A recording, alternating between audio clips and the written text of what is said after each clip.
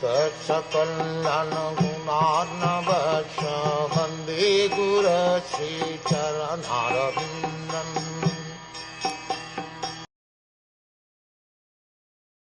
It was by Droṇāchārya's mercy that you learned the military art of throwing arrows and the confidential art of controlling weapons.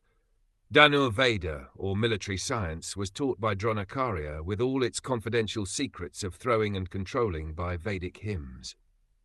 Gross military science is dependent on material weapons, but finer than that is the art of throwing the arrows, saturated with Vedic hymns, which act more effectively than gross material weapons like machine guns or atomic bombs.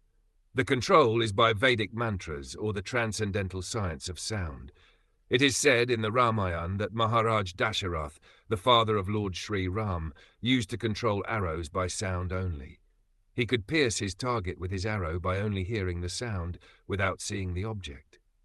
So this is a finer military science than that of the gross material military weapons used nowadays. Arjuna was taught all this, and therefore Draupadi wished that Arjuna feel obliged to Acharya Droṇ for all these benefits. And in the absence of Droṇāchārya, his son was his representative. That was the opinion of the good lady Draupadi. It may be argued why Droṇāchārya, a rigid Brahman, should be a teacher in military science.